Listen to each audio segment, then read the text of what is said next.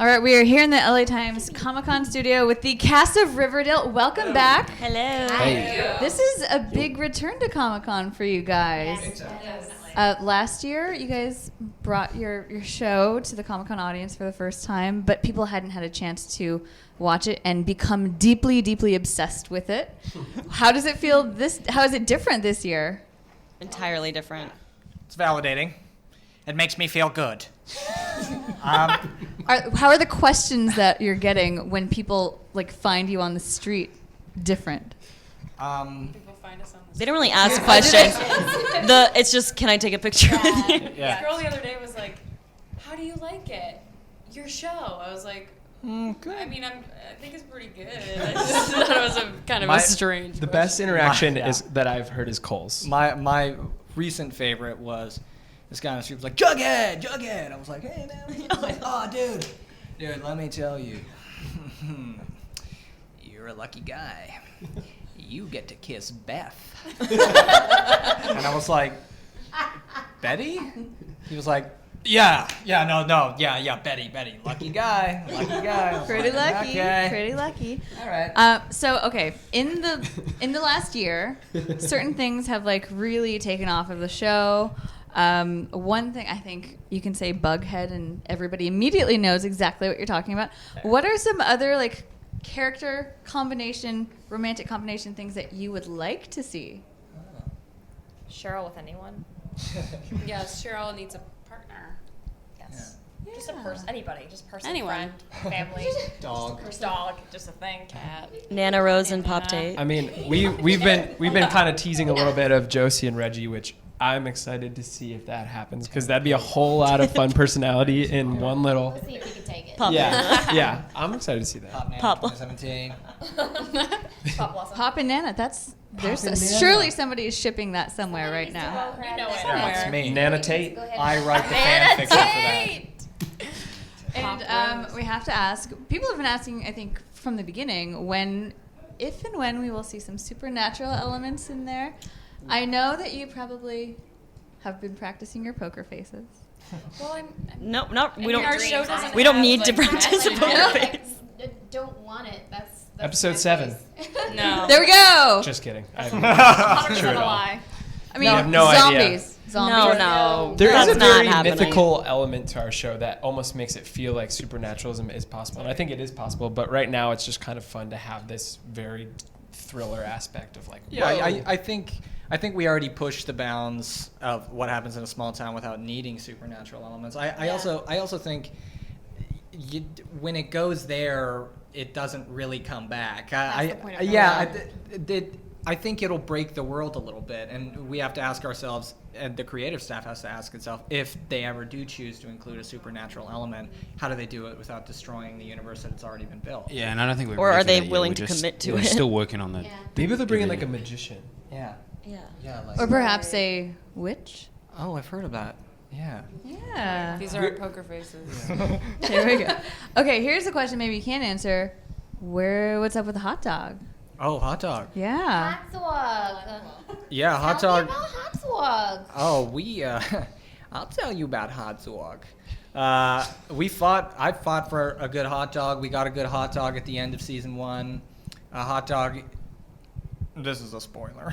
Hot dog does make a reappearance. Well, watch out. That chemistry was tense. That was. Yeah, no. He's a. The horrible chemistry actor. read. The guy who plays hot dog is just horrible. But no, yeah, hot dog's alive. Excellent. People are really into hot jug. Yeah. Jug dog. Chug dog. Oh, Hot jug. oh boy. Now that would be a very interesting direction for this show to go in. Okay, can you answer this question? Is Fred alive? Right now? Right this second? Right this second. Unclear. Unclear. So Luke Perry's breathing somewhere in the Somewhere. world. We pick up right where we left off, so he's in the hospital. But you do find out in episode 1.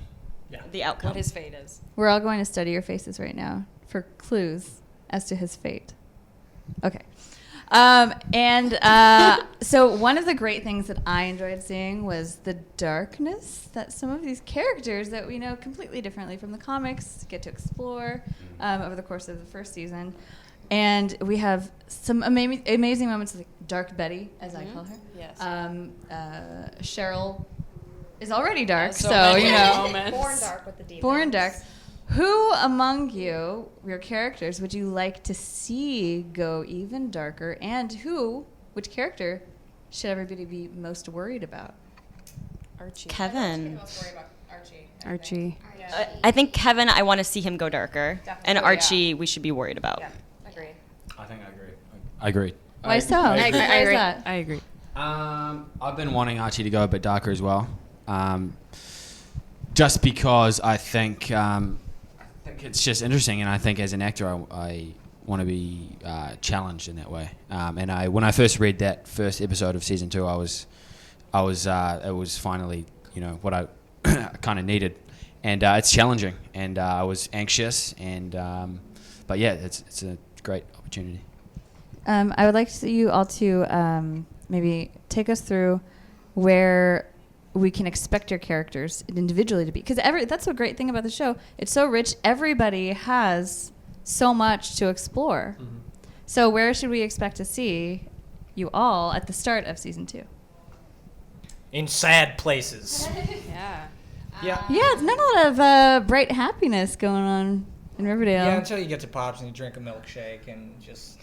Sugar Take high. your cares away. Yeah. Sugar. I mean, for Archie at the start, it's obviously Fred being shot changes everything with him. It's like a little, like a flick of a switch in his brain where he's in complete like beast mode now. He's after whoever had shot his old man. So, yeah, that is a completely different side that we haven't seen yet. Paranoia, too. I feel Yeah, Yeah. 100%. For Cheryl, she ends the end of the season wanting to take her own life, and then it accidentally happening, and then Archie saving her and her realizing maybe I don't want to do this. And so she burns her house down in like a statement to let her mom know that she's taking back the reins and that her mom needs to watch out because there's going to be trouble. And then at the start of the next season, she's fully taking the reins, and she's chewing her mom a new one. For Kevin, I think he definitely has gone through this breakup. And I think the first few episodes he's kind of pretending like he's okay, and then I think he kind of pops and he's confused and figuring out who he is and how he's going to deal with that and what his relationship is with all these people sitting here and his family. And he kind of goes into this little place of just being lost, and that's really fun to and scary to explore, and really great and important. So I think that's kind of where Kevin is. Veronica's father arrived finally, so she can stop talking about him and actually confront him. And there's a very beautiful confrontation scene between Veronica and her parents in the first episode, I believe. And that's just kind of where everything just pours out of her and all the resentment she has towards him. But then after that, I feel like they're all trying to work on being a family again, but her parents are keeping a wall in between them and Veronica's trying to break down that wall, but they're not really letting her do that. So there's going to be a lot of frustration, and I don't think Veronica will trust them quite yet. All right. To be very vague, Josie is going to be involved with the River Vixens. She joins the River Vixens. You're going to see more of a relationship between her and Cheryl. There's going to be the potential love interest of Reggie. She also is going to be, she's going to try to pursue her music a bit more, which might cause some drama between her and the other Pussycats. And because of all of the darkness and craziness that's happening in Riverdale, she and her mother get kind of swept into it, and that is going to affect the dynamic that they have. Jug just gets sadder. That's just sad boy. They went on Tumblr. They were like, "What are Sad people Boys reblocking? International. Sad boys. Okay, Jughead. Here we go." No, he at the end of season 1 was like basically recruited into a kind of criminal life that he is trying to figure out if he can even acclimate to. There's a practical brewing civil war between the north and the south of Riverdale, and he's got a foot on each side that's basically tugging him in either direction, and he needs to make a decision throughout the season, and it's going to change the way that everybody reacts to him and how he can live his life and the kind of agency that he's given. And I think Betty. Betty. Oh, wow. You mean Beth? I'm sorry, Beth. Yeah. What's Beth up to Yes, this season? not quite sure. Lucky guy. Betty, I mean, she found out she had a brother that's somewhere out there in the world, so that takes, we kind of see that develop in the latter half of the second season, but kind of right off the bat, dealing with the fact that her boyfriend is now maybe joining a gang, and the repercussions of that, and how she's on the north side and he's on the south side now, so obviously the stress that puts on their relationship, and also just her speech in the season 1 finale, without saying anything about the actual mystery in season 2, but her speech kind of inspires a lot of drama and trouble, and she becomes a little bit of the center and inspiration of the mystery in season 2. So along the course of this first season, as you guys have gotten so deep into these characters, and really exploring some really real issues and experiences, have you then had a chance to sort of give your feedback back to your own producers about what you'd like to see, what's important to you, after interacting with your fans, what you find is important to them? We absolutely do get to have conversations with our producers and with Roberto about where we'd like to see our character go. We even get help. We can help with line tweaking if we feel like Cheryl wouldn't say something a certain way. It's a conversation. It's always open and there's always dialogue. Of course, we've always put in what we want to see for the next season, but at the same time, they write what they see as well. Yeah, I was gonna say, we at this point we just really trust Roberto's voice and his vision, and sometimes we've tried to fight things at certain points in our journey together, but when we do, usually he's right, and he's proven that to us. He has a plan for all of this, and so I think to an extent, we always have a conversation, but we also let him take the reins. Right.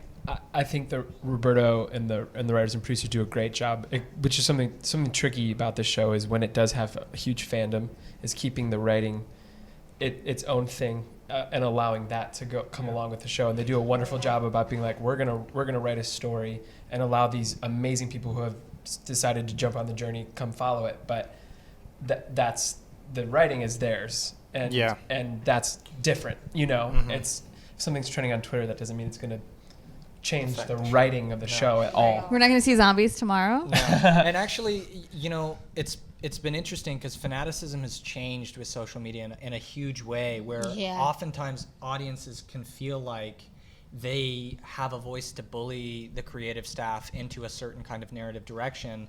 And the truth is that the reason season 1 was enjoyed the way it was because it was a very different, obvious, brand new take on a property that had a ton of opposition for purism, and that's what people enjoy about it. So, I mean, really, the key to continuing to make an interesting kind of narrative for season 2 is to stick to your guns, stick to the ground. And they've done it. They've done it? They do that. Yep. Over and over again, Our last question will be something that just came up in your conversation in Hall H. A certain individual named Tony. Topaz. How would you describe what Tony's introduction does to the dynamic in Riverdale? I think Tony's introduction is not something that's brand new. I mean, she's a serpent. She becomes a kind of peer mentor for Jughead, and it's not really certain whether she's more of like a siren welcoming Jughead into a kind of worse side of himself, or whether she's an ally in a dark place. But she's a cool character. She's strong.